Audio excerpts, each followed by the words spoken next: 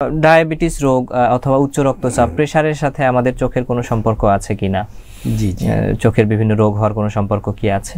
অবশ্যই আছে। এবং আমরা চোখ দেখেই অনেক সময় পেশেন্টকে বলে দিই যে আপনার কিডনিতে কোনো সমস্যা আছে কিনা, আপনার প্রেশার সমস্যা আছে কিনা, রেটিনা দেখে আমরা বিশেষ করে ডায়াবেটিসের ক্ষেত্রে তো আমরা দেখেই বলি যে আপনার নিশ্চয় 10 বছরের উপরে আপনার ডায়াবেটিস। যখন আমরা চেঞ্জগুলো দেখি রেটিনাতে, যেটা ডায়াবেটিক রেটিনোপ্যাথি বলি, এটা সাধারণত যেটা ম্যাকুলোপ্যাথি সেটা যে কোনো বয়সে, কিন্তু সাধারণত ডায়াবেটিক রেটিনোপ্যাথি 10 বছরের পর থেকে শুরু হয়।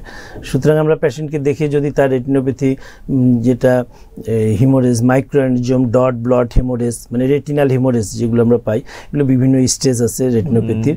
তো এগুলো আমরা দেখে বুঝতে পারি, পেশেন্টকে বলি এটা ডায়াবেটিস আর হাইপারটেনসিভ রেটিনোপ্যাথি। সেখানে ব্লাড ভেসেলগুলো টর্সুয়াস বা আঁকা বাঁকা হয়ে যায়, ব্লাড সেখানেও কটনুল স্পট বলি আমরা, রক্তের রেটিনাতে এখানে হিমোরেজ হতে পারে।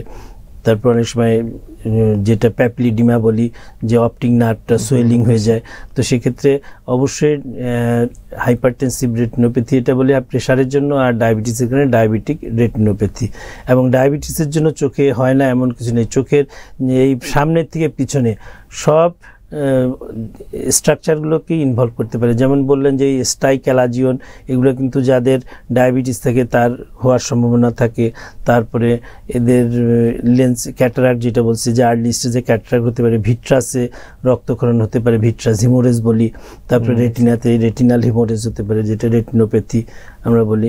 সেজন্য সব স্ট্রাকচারগুলোতেই কিন্তু ইনভলভ করতে পারে।